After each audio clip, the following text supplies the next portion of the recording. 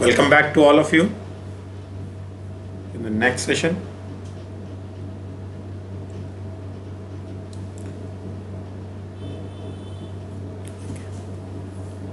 In this session, we are going to cover what is ethical hacking. Okay. In the previous session, we have discussed about it, what is cybersecurity, and now we will discuss about what is ethical hacking. Basically, cybersecurity and ethical hacking are the two faces of one coin. Okay. So either you can say it is cybersecurity or it is ethical hacking. But there is a major difference between ethical hacking and the cybersecurity is it's only one difference, that is hacking is purely offensive. Okay, hacking is purely offensive. And security, when security comes in your mind, that is called defensive. Okay, so hacking is a part of offensive part, or security is always defensive. When in simple words you can say, अगर आप hack कर रहे हैं तो it means कि आप अपना पूरा दिमाग लगा रहे हैं उस सिस्टम को कॉम्प्रोमाइज करने में, और जब आप किसी सिस्टम को सिक्योर कर रहे हैं तो आप बहुत डिफेंसिवली सोच रहे होते हैं कि इससे मेरी कोई और फाइल्स ख़राब ना हो जाए. जैसे हमारा सिस्टम जब करप्ट हुआ तो हम बहुत ज़्यादा चीज़ें सोच रहे थे कि और फाइल्स ख़राब हो जाएंगी, ये हो जाएगा. तो cyber security is purely defensive but hacking is offensive. But वो है कहीं ना कहीं एक ही. So you can say these are the two faces of one coin. Now let's move to a slide and see what are the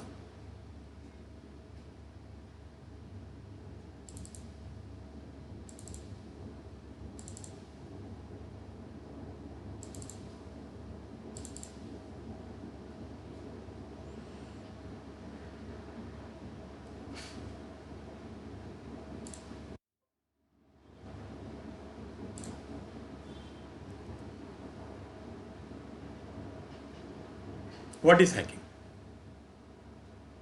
Okay,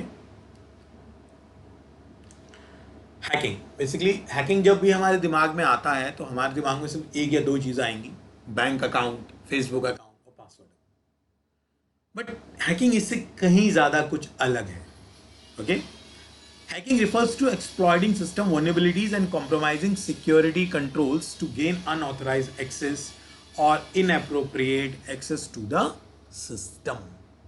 So basically, hacking refers exploiting system vulnerabilities. Mean to say, first of all, you have to identify the loopholes, the vulnerabilities in that system. Okay, and compromising security controls to gain unauthorized or appropriate access to the system. इसको basically ऐसे समझा जा सकता है कि आपको किसी office में किसी पर्टिकुलर लोकेशन पे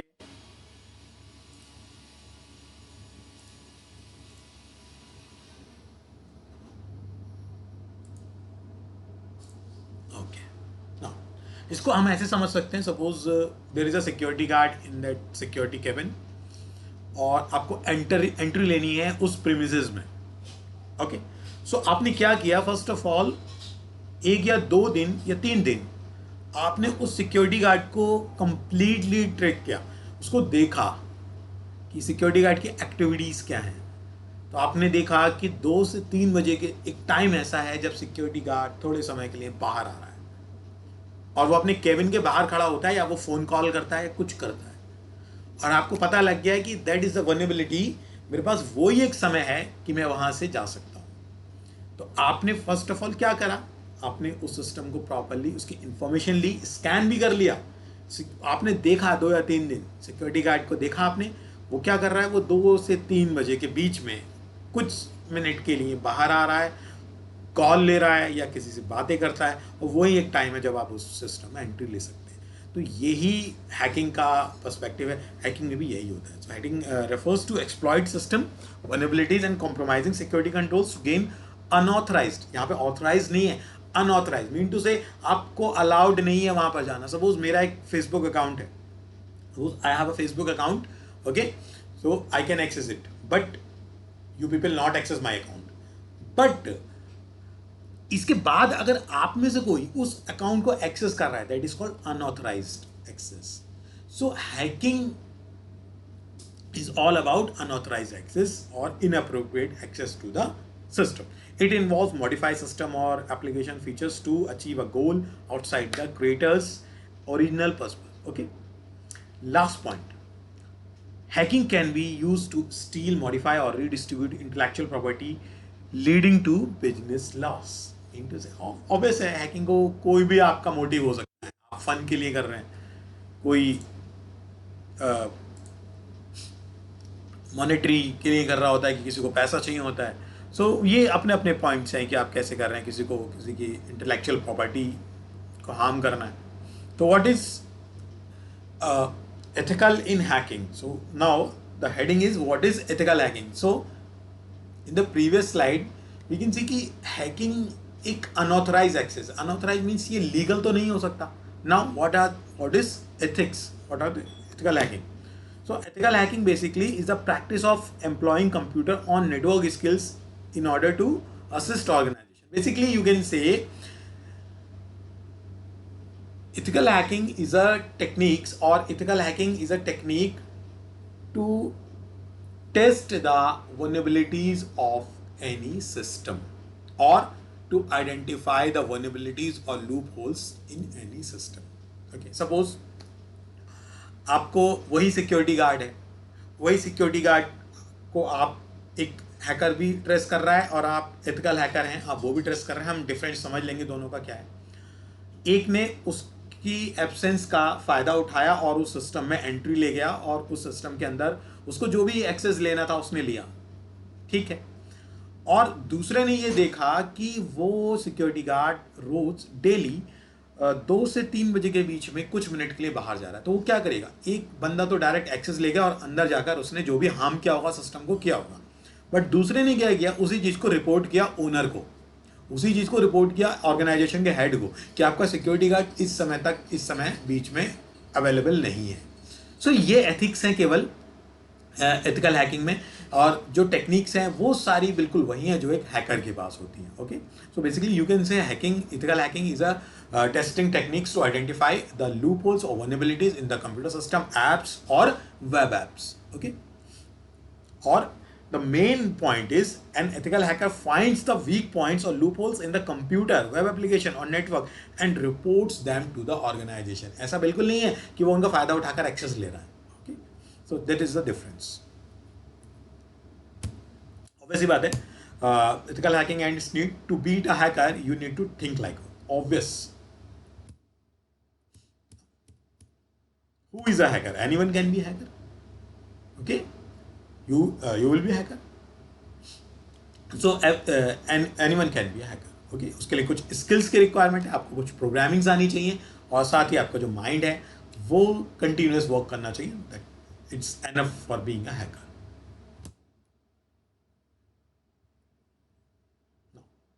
Hacker classes. So hackers can be classified in different classes. Okay, first is black hat hacker, then white hat hacker. And what is the difference between black hat and white hat? Okay, so individual with extraordinary computer skills restoring to malicious or destructive activities are also known as crackers. Okay, in simple words you can say a criminal mindset people are called black hat hacker, because in Hollywood movies a villain always uses a black hat on his head. So that terms comes from that, black hat.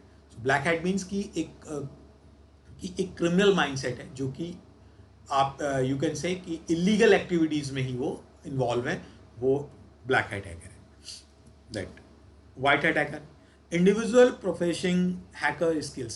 अब इन दोनों में कोई difference नहीं है, इन दोनों के skills almost similar होंगे, common भी हो सकते हैं और ज़्यादा भी हो सकते हैं. बट वाइट हैट हैकर अपने फ़न के लिए, अपने पैसे के लिए हैकिंग कर रहे हैं, और ब्लैक हैट हैकर अपने फ़न के लिए, पैसे के लिए कर रहे हैं.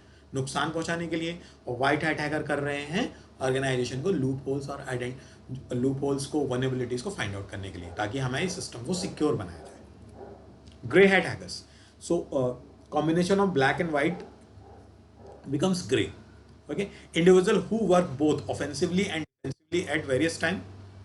So you can say it is split personality people.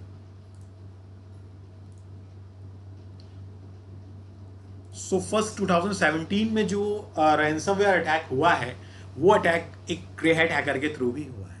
Okay, so grey hat hacker कोई भी हो सकते हैं। Grey hat hacker mean to say कि वो पहले वाइट हैट हैकर रहे हों, उनको नॉलेज रही हो सिस्टम की, ऑर्गेनाइजेशन की, और उनके साथ कुछ प्रॉब्लम्स हुई हो, तो वो ब्लैक हैट हैकर में कन्वर्ट हो जाते हैं। तो उसी को हम बोलते हैं grey hat hacker. Grey hat hack में मीन्स कि मैं एक वाइट हैट हैकर हूँ, सो मैं ऑर्गेनाइजेशन के लिए तो वाइट हैट हैकर हूँ, बट किसी और के लिए मैं क्या हो सकता हूँ, मैं एक ब्लैक हैट हैकर हो सकता हूँ। ठीक है, सो वो कहलाएंगे ग्रे हैट हैकर, जो स्प्लिट पर्सनैलिटीज हैं।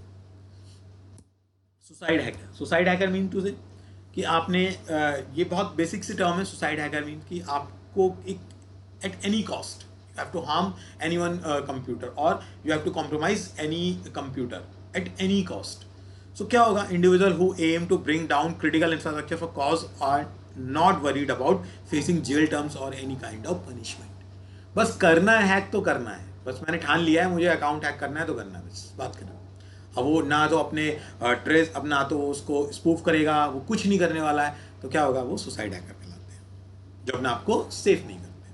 स्टेट स्पॉन्सर्ड हैकर मीन्स जिनको स्टेट स्पॉन्सर्ड कर रहा है, ऑब्वियसली बात है गवर्नमेंट स्पॉन्सर्ड कर रही है। हैक्टिविस्ट, हैक्टिविस्ट बेसिकली क्या है, ये ग्रुप ऑफ हैकर्स हैं जो अपना एक प्रॉपर एजेंडा चलाते हैं। एक अपना प्रॉपर एजेंडा सेट कर रखा है इन्होंने कि एक प्रॉपर एजेंडा चलाएंगे। ये वेबसाइट पे भी हो सकते हैं, ये किसी नेटवर्क पे भी हो सकते हैं, ये कॉमन सोशल मीडिया पे भी हो सकते हैं, और इस मैकेनिज्म को हैक्टिविज्म बोला जाता है।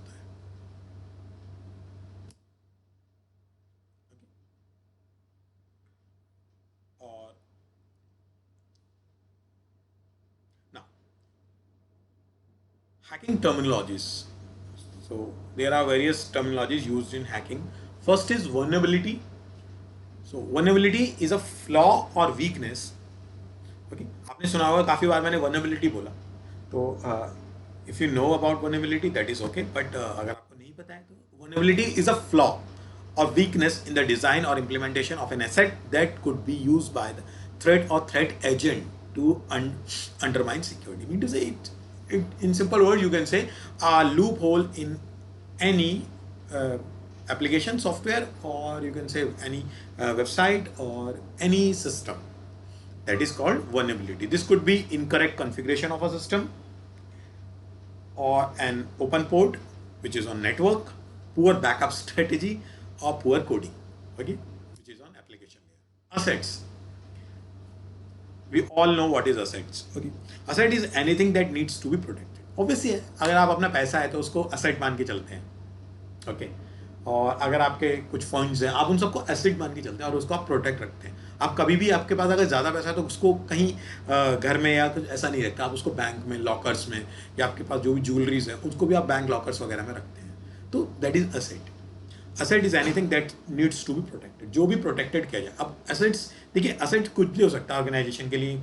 एक उसका कंप्यूटर सिस्टम भी हो सकता है, एक उसका एम्प्लॉय भी हो सकता है, और असेट उसके लिए वो एक इंफॉर्मेशन भी हो सकती है।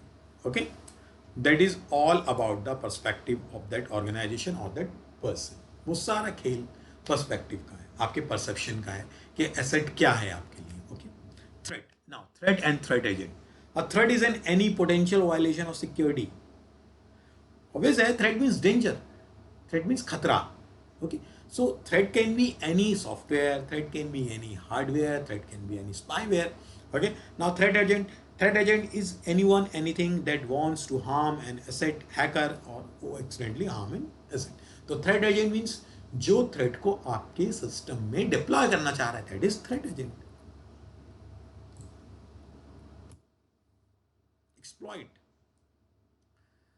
Exploit is any software or tools that are intentionally used to take advantage of vulnerability of an assets.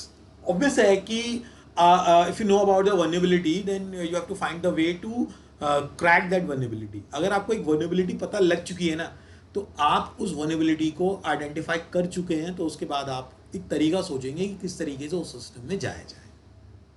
Okay, this could be hacking tools, Metasploit. Okay, we will discuss in detail about Metasploit.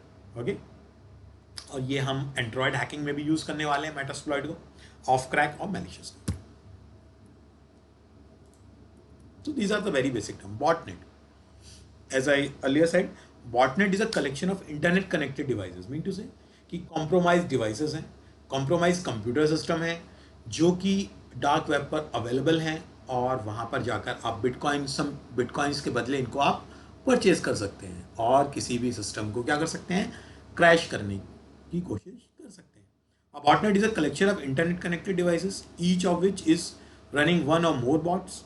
Botnet can be used to perform DDoS, distributed denial of service, steal data, send spams, and allow the attacker to access the device and its connection.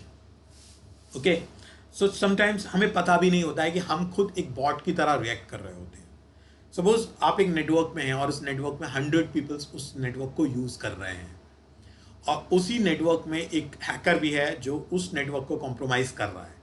Okay, तो वो क्या करेगा कि वो सारे computer system को compromise कर रहा है, तो वो सारे कंप्यूटर सिस्टम उस हैकर के लिए क्या बन चुके हैं, बॉट्स, और वो उन बॉट्स का यूज कर सकता है किसी भी distributed denial of service attack में. ऐसा भी एक सिनेरियो है, हम इस पर भी डिस्कस करेंगे. Bug boundaries. So bug boundaries क्या है? You can apply your knowledge. मतलब आप अगर आपको साइबर सिक्योरिटी हैकिंग की थोड़ी बहुत नॉलेज है, तो आप क्या कर सकते हैं, बग बाउंड्रीज कॉम्पिटिशन में पार्टिसिपेट कर सकते हैं, and you can win many kinds of rewards here. Major tech giants have proper channel where you can report any vulnerability you find. Okay, you get a pretty handsome reward based on the company's policy and security level of the bug you find. Sometimes you get Lucy t-shirt, handsome payments, certificates, Hall of Fame, and thank you notes. Okay, so these are the links for bug bounties. Okay, now hacking phases. So I'm going to discuss it in very short. These all are the hacking phases. Okay, first is footprinting, then scanning, then attack and gaining access, then maintaining access, clearing tracks. Obvious. So first of all, footprinting means information gathering. Okay, suppose आपको किसी को compromise करना है, किसी website को या किसी भी सिस्टम को, तो फर्स्ट ऑफ ऑल आप क्या करेंगे, इन्फॉर्मेशन गैदर करेंगे उसके बारे में. आप directly, hacking is not all about the one button hacking. Okay, कभी भी एक बटन पुश करने से हैकिंग नहीं होता, जैसा आप हॉलीवुड मूवी में देख रहे हैं. तो फर्स्ट ऑफ ऑल हम क्या कर रहे हैं कि हमें इन्फॉर्मेशन गैदर करना है उस टारगेट के बारे में, और वो टारगेट आपको इन्फॉर्मेशन, उसके लिए आपके पास डिफरेंट काइंड्स ऑफ टूल्स हैं. Okay, so information gathering is called footprinting. Footprinting के लिए हम लोग लिनक्स में एक टूल को यूज करेंगे, माल्टेगो को. Okay, Maltego gives you plenty of information about your target. Okay, और हम देखेंगे कि हमारे पास इंटरनेट पे अवेलेबल कौन कौन से टूल्स हैं, जैसे OSINT है. ओके, जैसे सपोज मैं आपको यहाँ पर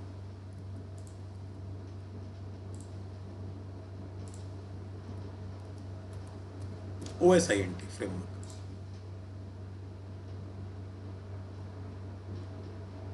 Okay. Email address. So these are OSINT. We will discuss it in detail in our offline session. So email verification, first of all. So these all are the website that search your email, that your email is exist in this cyber world or not.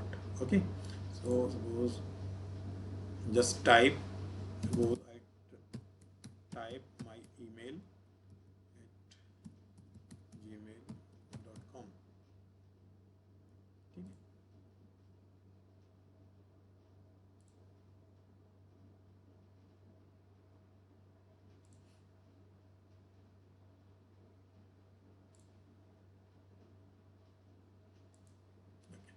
It's not working.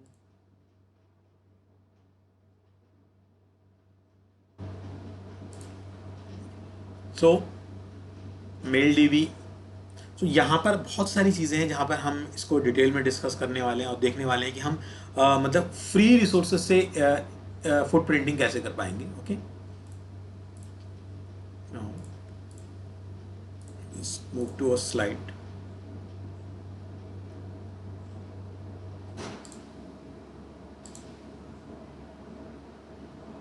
Then scanning, then attack and gaining access. Mean to say first of all आपने information लिया, फिर उसको scan किया, आपने देखा कि जो वनएबिलिटी आपको फाइंड हुई है उस वनएबिलिटी को किस अटैक के थ्रू हम कर सकते हैं. आपने अटैक किया, गेन एक्सेस लिया और अटैक को मेंटेन रखा. सपोज मैंने अटैक किया एक सिस्टम में, एक सिनेरियो हम बना लेते हैं. मैंने अटैक किया एक सिस्टम में और मैंने अपनी जो फाइल है, जो मेरी सपोज मैंने एक पेलोड के थ्रू अटैक किया, तो मैंने उस पेलोड को बाइंड किया है सपोज एक ब्राउज़र के साथ, या मैं ये कह सकता हूँ कि मैंने ऑन स्क्रीन कीबोर्ड, या मैंने किया शिफ्ट की के साथ, कि जब जब यूजर शिफ्ट की को प्रेस करेगा वो एक्टिवेट हो जाएगा मेरा पेलोड और उसका एक्सेस मुझे मिलता रहेगा, या जब जब यूज़र ब्राउज़र को ओपन करेगा तब तक उसका मुझे एक्सेस मिलता रहेगा. सो ये that is called maintaining access. और क्लियरिंग ट्रैक्स मीन्स कि आपने जो भी किया है उसको clear the tracks. Mean to say you have to spoof your email ID, sorry, you have to spoof your IP address, or you have to spoof your MAC address as well.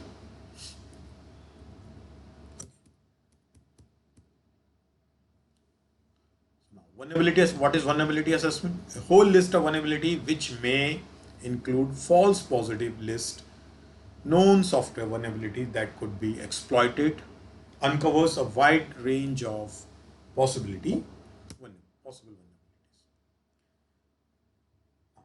What is penetration testing? What is penetration testing?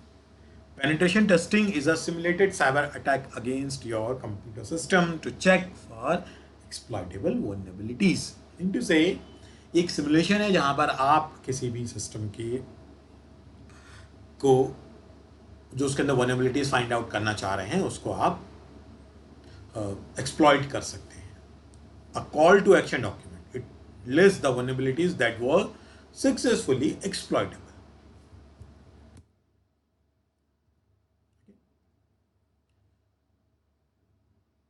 Now, move to one next slide.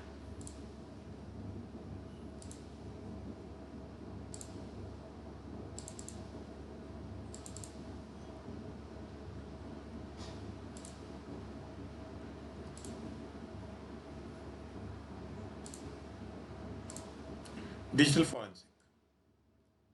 Okay. What is digital forensics or cyber forensics?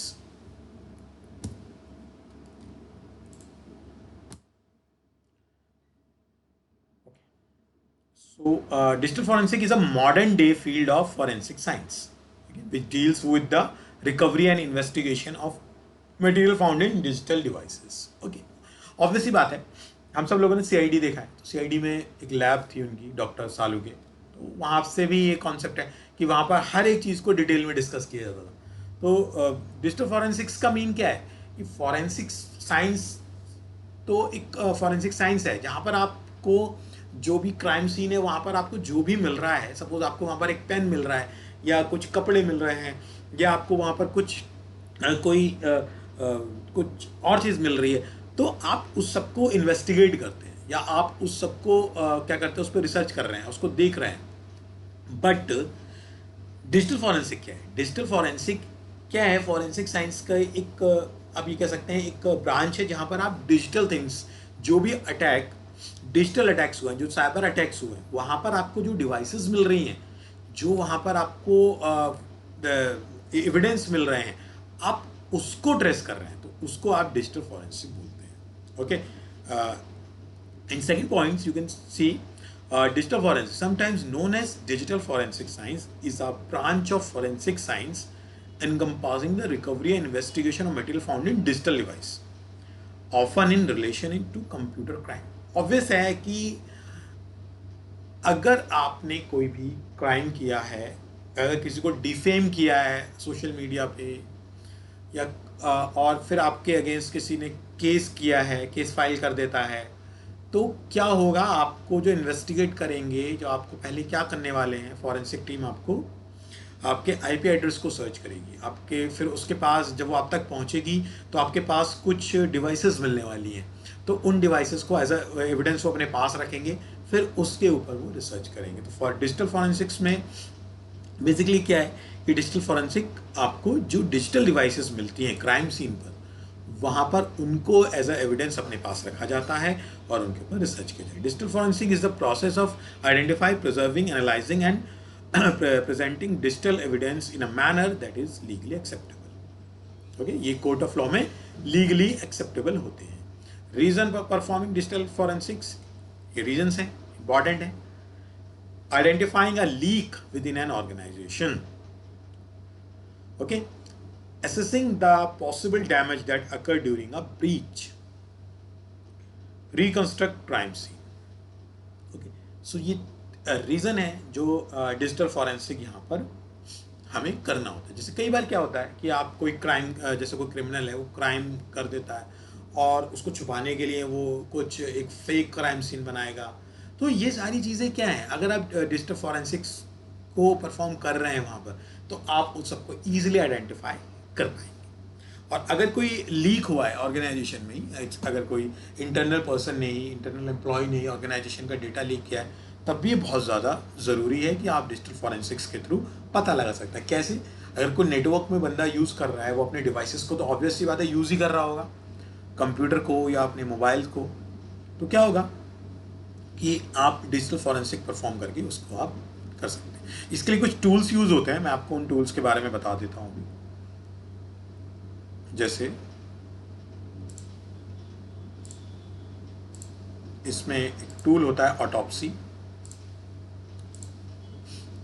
Actually in session में tools को use करना थोड़ा सा problematic होगा, because उनको use करने में थोड़ा सा ज़्यादा टाइम लगता है। सो मैं अभी यहाँ पर आपको टूल्स के बारे में बता रहा हूँ, उसके बाद हम डिस्कस करेंगे अपनी ऑफलाइन सेशंस में। Now, Lockhart's exchange principle, Edmond Lockhart, Sherlock Holmes of France. Okay, तो लॉकहार्ट एक्सचेंज प्रिंसिपल ये कहता है, every contact by a criminal leaves behind a trace. Okay, obvious है कि ये तो हम सभी जानते हैं शुरू से कि आप चोरी कर लें तो वो चोरी कितनी भी बड़ी क्यों ना हो, आप कुछ ना कुछ उसमें ट्रेस को छोड़ देंगे और वही से आप फंस सकते हैं। So that is Lockhart exchange principal, और ये डिजिटल फॉरेंसिक में वैलिड है। Lockhart exchange principal is an important part of forensic science investigation. It states that any criminal leaves behind a trace when committing a violent crime.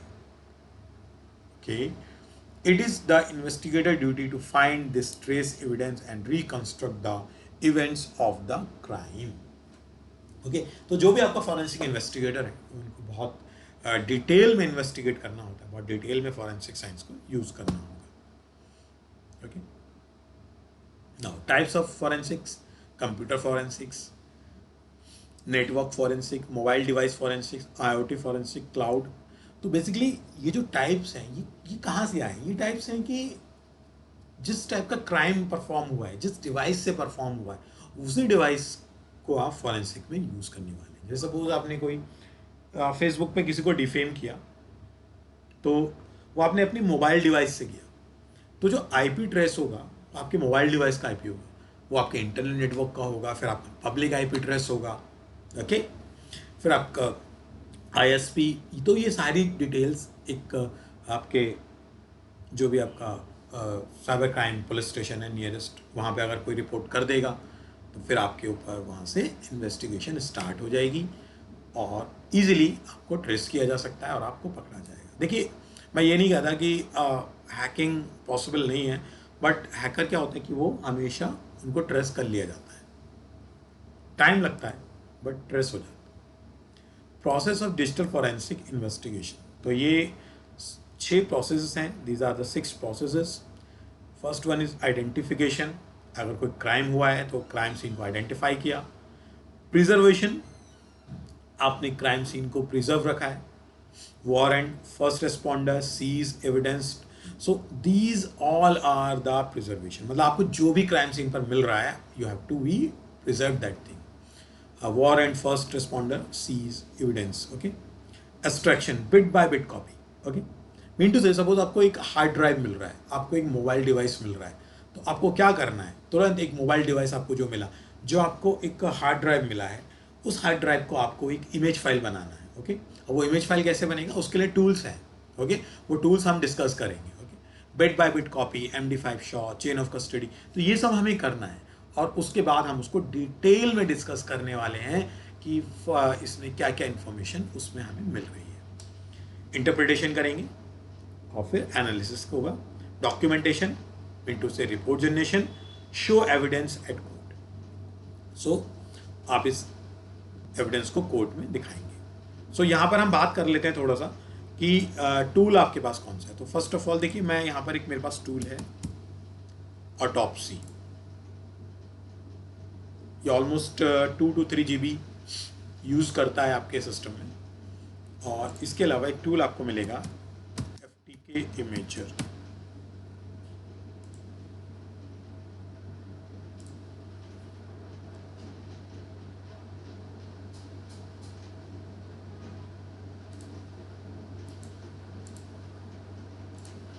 हम देख लेते हैं FTK imager हमारे पास installed है या नहीं है। Obviously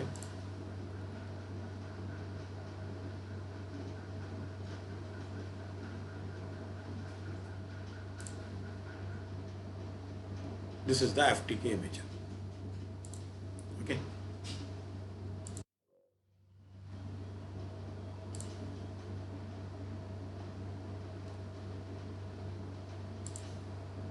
Okay, this is the tool which is used to make disk image file, okay. तो सपोज आपको कोई भी क्राइम सीन पे कुछ मिलता है,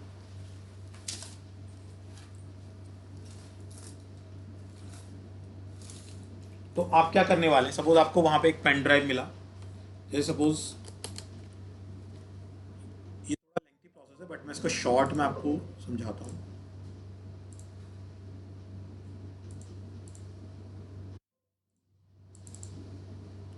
ये पेन ड्राइव है मेरे पास, इस पेन ड्राइव में मेरे पास कुछ डेटा है, ओके। और अगर मैं इसमें से कुछ डेटा डिलीट भी कर देता हूँ तो भी ये डेटा रिकवर हो जाएगा, okay. Now this is our FTK imager.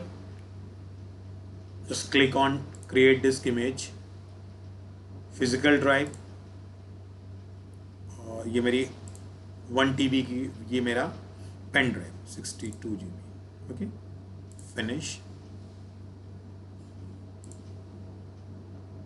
Next, case number 1, evidence number 1, examiner suppose मेरा नाम,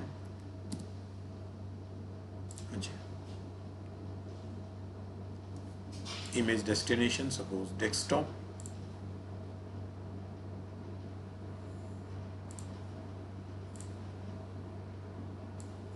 bit by bit copy, you have to use 0, file name,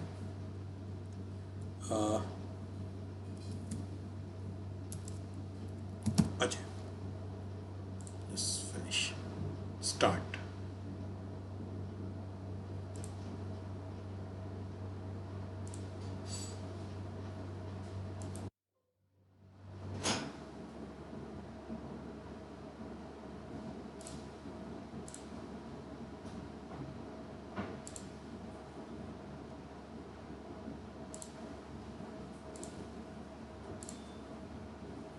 okay, now you can see ये image file इसके बनना start हो जाता है, okay.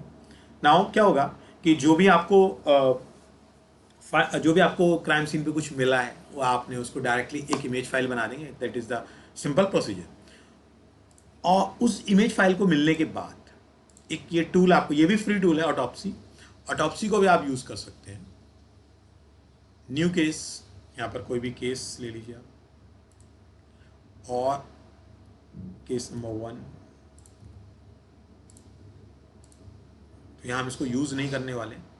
But होगा क्या कि वो जो इमेज फाइल है और उस इमेज फाइल को अगर मैं ऑटोप्सी के अंदर इंपोर्ट करने वाला हूँ, तो ये क्या करेगा कि उस डिस्क इमेज के अंदर मुझे जो भी डेटा मिलेगा वो डेटा एज इट इज़ मुझे देगा, कि उसमें जो इमेज फाइल्स हैं, उसमें जो डॉक्यूमेंट्स हैं, उसमें जो भी और डेटा है, वो डेटा कब कब मॉडिफाइड हुआ है, वो डेटा कब कॉपी हुआ है, उस डेटा को कहाँ कहाँ सेंड करने की कोशिश की गई, तो ये सारी डिटेल्स हमें इससे मिल जाने वाली है।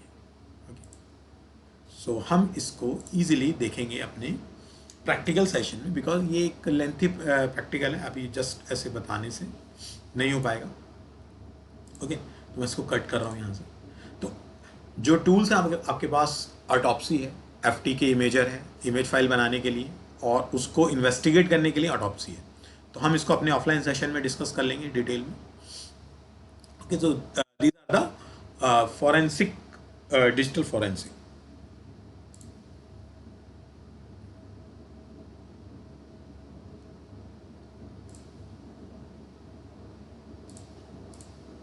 Now, just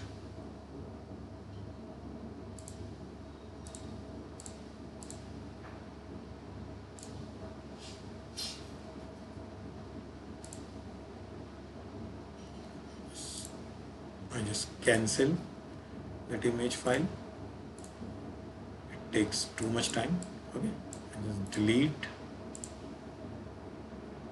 Okay. Now, just go to our next slide. That is Indian cyber laws.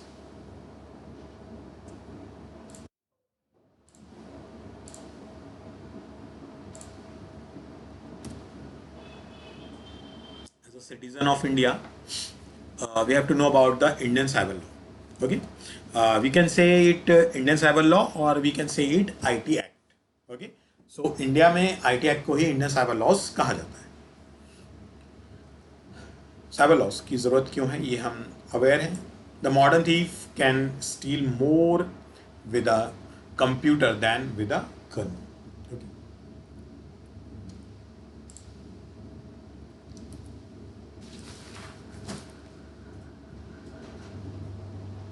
Cyber law, also called IT law, is the law regarding information technology, includes computer and the internet. So basically cyber laws की ज़रूरत क्यों हुई है, because cyber crimes हुए हैं। So अब crime, cyber crime mean to say कि जहाँ पर कंप्यूटर को या फिर नेटवर्क से रिलेटेड डिवाइसेस को एज अ वेपन और विक्टिम यूज़ किया गया है, तो वहाँ पर साइबर क्राइम्स वहाँ पर साइबर क्राइम हुआ है, और साइबर क्राइम को डील करने के लिए साइबर लॉस की जरूरत है। इंपॉर्टेंस क्या है साइबर लॉस की? It covers all transaction over internet, it keeps eyes on all the activities over internet, it touch every action and every reaction in the cyber space. Okay, area of cyber law. So cyber laws contain different types of purpose. Some laws create rules for how individual and companies may use computer and the internet, while some laws protect people from becoming the victims. Okay, so basically simple है कि कुछ guidelines दे रहे हैं laws कि आपको किस तरीके से use करना है, और कुछ guidelines दे रहे हैं कि आपको किस तरीके से victim नहीं बनना है, क्या क्या चीज़ आपको use करनी है basically. तो साइबर लॉस की जो इंक्लूड है, साइबर लॉस क्या किस लिए बने? तो फ्रॉड से बचने के लिए। ऑनलाइन फ्रॉड्स, बहुत ज़्यादा ऑनलाइन फ्रॉड्स होते हैं आजकल। आप देख रहे हैं कि आप अगर कोई भी आर्टिकल ऑनलाइन सर्च कर रहे हैं, तो ऑथेंटिक वेबसाइट्स के अलावा कुछ जो होती हैं, कुछ फेक, कुछ इलीगल, कुछ अनआइडेंटिफाइड वेबसाइट्स भी आ जाएंगी। और जैसे सपोज आप कोई शूज़ परचेज कर रहे हैं, जो शूज़ आपको 20,000 के मिल रहे हैं अमेज़ॉन या फिर किसी और ई कॉमर्स वेबसाइट पे, तो वही शूज़ आपको 3,000 के मिल रहे होंगे एक रैंडम वेबसाइट पे। तो अब आप क्या करने वाले हैं? अगर आपने उस वेबसाइट पे कर दिया 3,000, तो क्या होगा? वो आपको शूज तो मिलने नहीं वाले, बिकॉज वो एक फ्रॉड वेबसाइट है. So this comes under the fraud category of cyber loss. तो यहाँ पर क्या होगा कि आप उसकी रिपोर्ट डायरेक्ट साइबर क्राइम जो आपके साथ हुआ है वो डायरेक्ट आप रिपोर्ट कर सकते हैं. ठीक है, तो एक वेबसाइट है इंडियन गवर्नमेंट की, cybercrime.gov.in. वहाँ पर जाकर आप अपने साथ जो भी क्राइम हुआ है उसकी आप डायरेक्टली रिपोर्ट वहाँ पर कर सकते हैं. कॉपीराइट्स का केस भी सेम है.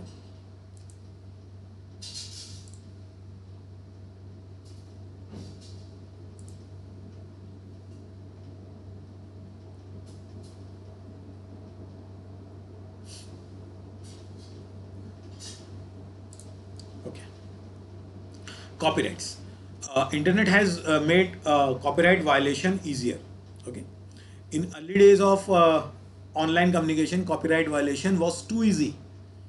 Both companies and individual needs lawyer to bring action to impose copyright protection. Copyright violation is an area of cyber law that protects the right of individuals and companies to profit from their own creative works. Basically क्या है copyright? क्या है copyrights? क्या है कि आपकी intellectual property को protect करना, to protect your intellectual property from anyone. Okay, so that is comes under the copyright. Suppose you write a poem, okay, and you have a copyright of that poem, so no one can use it with their name. Okay, so this is called the copyright. Defamation. Defamation means several person use the internet to speak their mind. Okay, so defamation is कि आप किसी को भी defame नहीं कर सकते internet पे, किसी के बारे में कुछ कमेंट्स नहीं करेंगे. Okay, that is called defamation. That comes under cyber crime. Harassment and stalking, this also comes under cyber crime. Some like online statement can violate criminal laws and forbid harassment and stalking. Okay, when a person makes threatening statement again and again about someone else, there is a violation of both civil laws and criminal laws. Okay, freedom of speech. Freedom of speech mean to say कि आप ज़रूरत से ज़्यादा कुछ नहीं बोलेंगे over the internet जो कि आप किसी को भी हार्म करे या किसी को भी लगे कि उसके फीलिंग्स हर्ट हुई हैं, तो आप एज सच ऐसा नहीं करेंगे. That is comes under cyber laws. Trade secret mean to say कि अगर आप पब्लिक कर देते हैं किसी एक कंपनी की डील्स को, किस सीक्रेट्स को दूसरी कंपनी के डील्स के साथ, तो that is comes under trade secrets. Contract and employment laws. Every time you click a button that say you agree the terms and condition of using a website, you have used cyber laws. There are terms and condition for every website that are somehow related to privacy concern. So ये सभी के साथ है. ये आप सारे contract हैं. आप कोई भी सॉफ्टवेयर यूज़ कर रहे होते हैं तो वहाँ पर भी टर्म्स एंड कंडीशंस हैं. वहाँ पर you have to check that point और उसके बाद आप आगे मूव करते हैं. एडवांटेजेस साइबर लॉस की क्या है कि यहाँ in one term you can से कि साइबर क्राइम्स को थोड़ा सा यहाँ पर कमी आई है साइबर लॉस के through. Okay, some other crime, logic bombs, spamming, virus bomb, trojan, email bombing, email abuses. Okay, so logic bomb, spamming, virus bombs, trojan. Okay, we will discuss that kinds of crimes in our offline session. Okay, IT Act 2000. Now we have to move our IT Act 2000. Okay, to provide legal recognition for transaction, to facilitate electronic filling of documents with the government agencies. Okay, and the most important point, aims to provide the legal framework to all electronic record. So these are the objective of IT Act 2000. Now there are some Section 66, hacking with computer system. Information residing in a computer resource must be either, okay, if you hack any person's computer or mobile system and information is destroyed, deleted, or altered, okay, this comes under cyber crime, and the punishment should be 3 years or fine up to 2 lakhs according to the section 66 of IT Act 2000. Section 67, okay, so punishment, what are the punishment? What are the crime? Publication or transmit in the electronic form any material which contains sexually explicit acts or conduct. This first conviction with 2 to 5 years, then 1 lakh rupees fine. Now, offenses and penalties under IT Act 2008 and IPC hacking. So this comes under section 43A, section 46, section 66, IPC 379 and 406. तो आप ये check कर लीजिए कि अगर आप किसी के सिस्टम को जाने अनजाने में हैक कर रहे हैं और आपका आईपी एड्रेस ट्रेस हो जाता है तो आपके साथ ये आपको पनिशमेंट हो सकता है, imprisonment up to 3 years or with fine up to 5 lakhs or with both. Okay, but problem is that कि जो साइबर क्राइम्स है ना वो रिपोर्ट नहीं होते, ये प्रॉब्लम है। और यही प्रॉब्लम है कि हमें पता नहीं लग रहा होता है कि इतने क्राइम्स हो रहे हैं, वरना वी हैव स्मार्टफोन और आज हमारे सभी के पास स्मार्टफोन है। इवन गांव में भी लोगों के पास स्मार्टफोन्स हैं, काफ़ी लोगों के पास स्मार्टफोन्स हैं। स्मार्टफोन्स के वो विदाउट नेटवर्क वो ऑपरेट नहीं हो रहा है, तो मीन टू से कि आप सब लोग एक नेटवर्क को यूज़ कर रहे हैं, और जहाँ नेटवर्क यूज़ हो रहा है ऑब्वियसली बात है वहाँ पे डेटा शेयर हो रहा है, और जहाँ डेटा शेयर हो रहा है मीन टू से उस डेटा को थेफ्ट करने के लिए भी बहुत लोग लाइन में हैं। तो जहाँ डेटा थेफ्ट हो रहा है मीन टू से वहाँ पे साइबर क्राइम हो रहा है, बट वो साइबर क्राइम कितना रिपोर्ट होता है उस पर डिपेंड करता है। और इसीलिए ये साइबर लॉज हमने स्लाइड में रखे हैं कि इनकेस अगर कोई भी आप ऐसा देखते हैं कि डेटा थेफ्ट हुआ है तो वो इस कैटेगरी के अंडर आते हैं और आप उसको फाइल कर सकते हैं कोई भी case against the criminal. So section 43B, section 66E, IPC 379, 405, 420, imprisonment up to 3 years or fine up to 2 lakhs.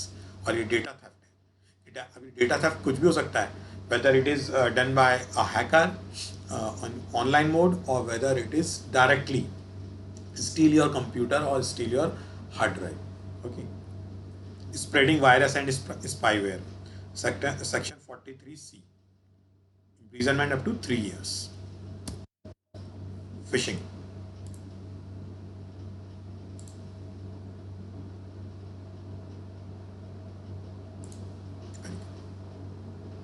Phishing. Section 77B, section 66D. Okay. Cyberbullying. 66A.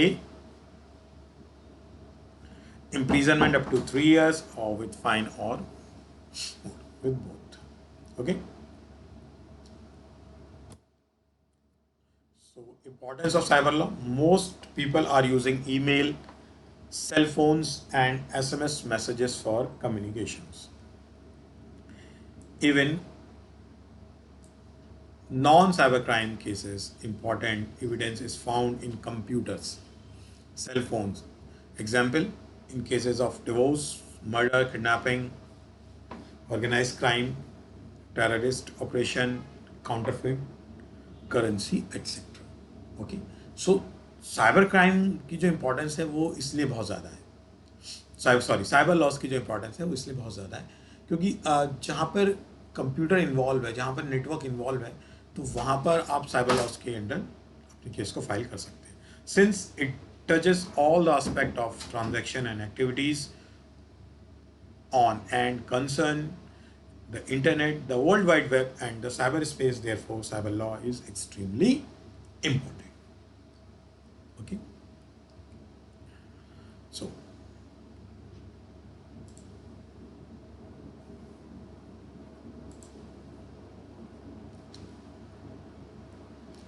So these all are the cyber laws or IT Act. Okay, and now we have to take a 10 minutes break, and after that break we will meet in our interactive session. Okay, so if you people have any doubt, any queries, you can ask me, and you can tell me what are your doubts, what are your queries. Okay, and please mark your attendance.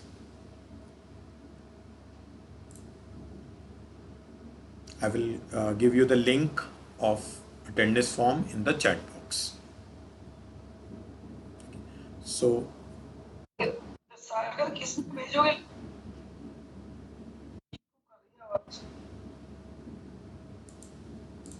Okay, अभी ठीक है ma'am?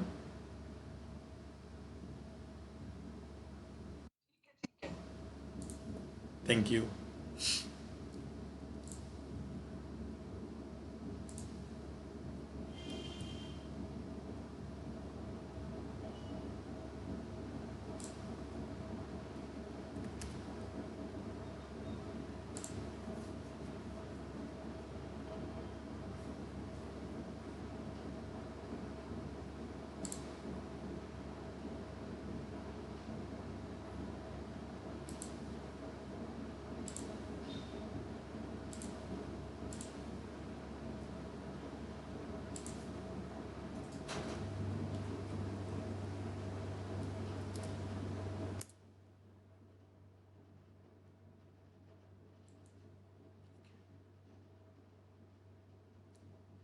I have shared the attendance link in the chat box or in the WhatsApp group.